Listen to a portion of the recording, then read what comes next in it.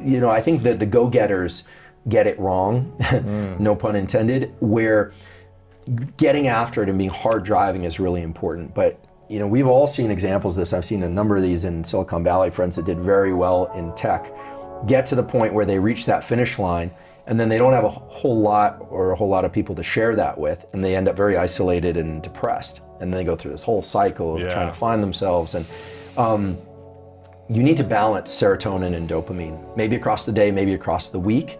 I think in religious practices, all religions really, there's a kind of Sabbath, there's a rest period, for many, or I think all of them.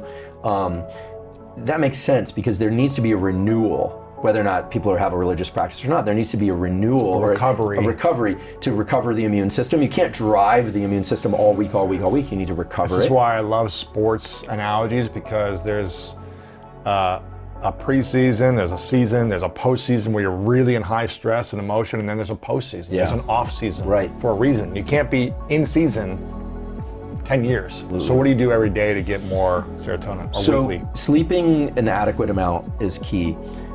The practice that served me the best has not been a meditative practice. There are two practices. One is called Yoga Nidra, which doesn't involve any movement. It literally means yoga sleep. This was introduced to me about 5 years ago. Just laying on your back? You listen to a script. There are a lot of scripts on YouTube, and it teaches you there's some breathing involved, but it's really a body scan. You learn to go into deep relaxation. Yes. I do this once or twice a day. If I wake up and I haven't had enough sleep, I do it first thing. 5-10 minutes? There's a 20-minute script I like. There is a 10-minute script that's out there too. I can give you the links to these if people are interested in them. I have no affiliation with any Yoga Nidra businesses, but I love the practice because I feel like I recover the sleep I didn't get. I then feel really alert.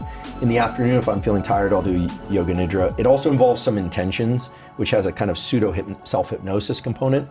And I have a colleague, David Spiegel, in the Department of Psychiatry, who does clinical hypnosis. And these intentions that we do in states of deep relaxation are known to have positive effects on thinking and action. They are in pain mitigation and even breast cancer outcomes. David's work has shown that. So we're not talking stage hypnosis with like a pendant. We're talking self-hypnosis. Self-hypnosis or medical hypnosis. Well, it's like you said, deliberate thought as opposed to reactive thought. Right. And you're teaching your body and brain to go into deep relaxation deliberately. You're doing it. And that's, I think, a power tool. You're saying, okay, lay down, relax your body, relax your face, calm, breathe slower. You're telling yourself to do it. You're using the body to control the mind. That's and you're deliberately turning your thoughts off.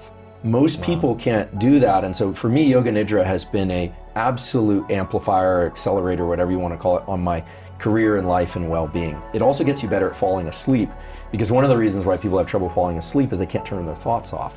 So you're training your nervous system how to do this.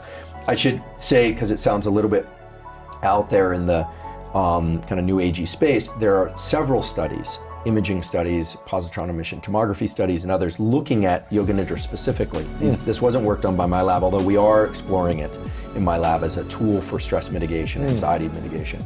But these studies show that 30 minutes, I believe it was, of Yoga Nidra resets the levels of dopamine in an area of the brain called the basal ganglia, which prepares the brain and body for action.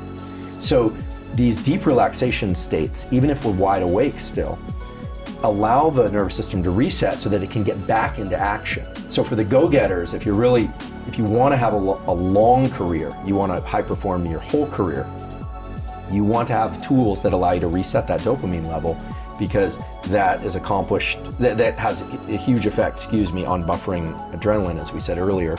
But in addition to that, serotonin is what resets the dopamine pathway. So now there's sort of what we're seeing as kind of a logic to it. You need to alternate rest and effort. You need to reward effort.